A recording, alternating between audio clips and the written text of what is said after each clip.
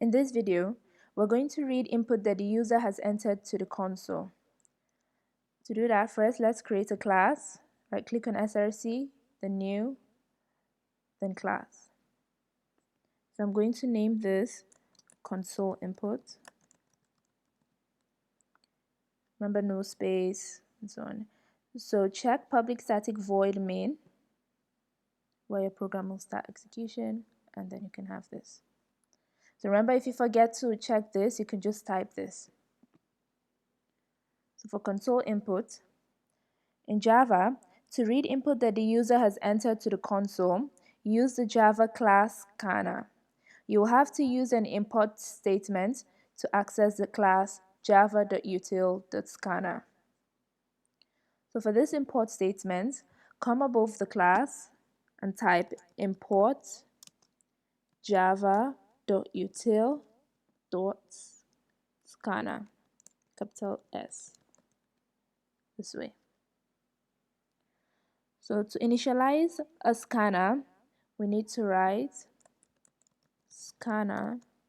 Then you can name the scanner what you want. So I'm going to name this in equals to new scanner system.in. Remember to always end with a semicolon if it's a statement. So here we have our scanner to help us read user input, and we have named it in. If you forget to import and you're using Eclipse, you can simply hover your mouse over scanner and click import scanner from java.util, and it will import it here for you. So now, to accept different data types from the console, you can use the .next, .nextLine, .nextInt, .nextDouble. So to read a single string value, you can use .next. So let's say we want to store, let's say string txt input. Remember, this is our data type, the string, and this txt input is our variable. We can use in.next. This means that a single string value will be stored in the variable txt input. So when we run this code, because of this in.next, it's going to wait for a user to input. To read a line of text, we can also have in.nextLine, which can also be stored in a string. So we can have string multi txt input equals to in.nextLine.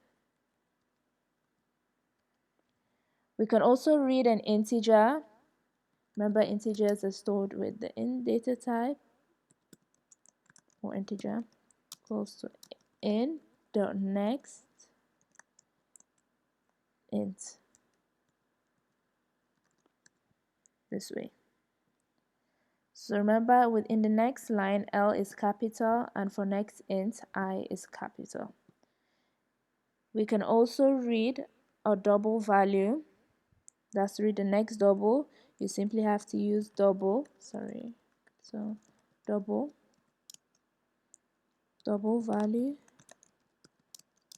equals to in.next double.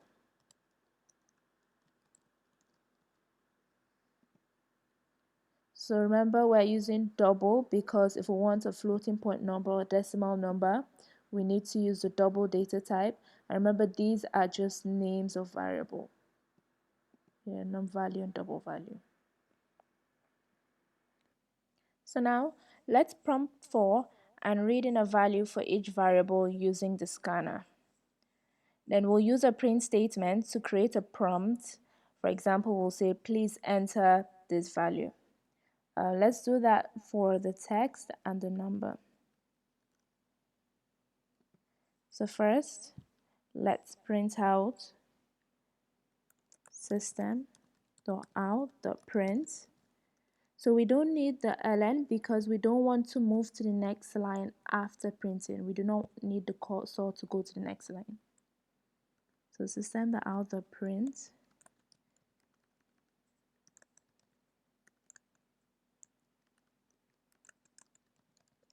please enter a text, or rather please enter your name. And after printing this, we want to print out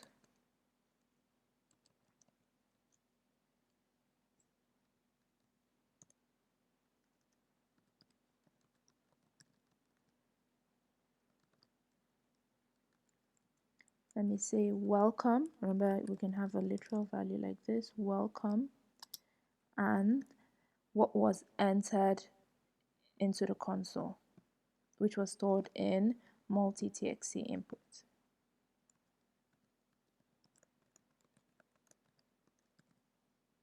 This way. Let's do the same for enter a number.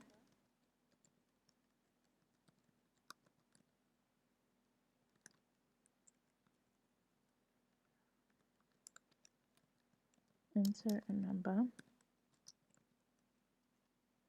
And after the user enters the number, let's print out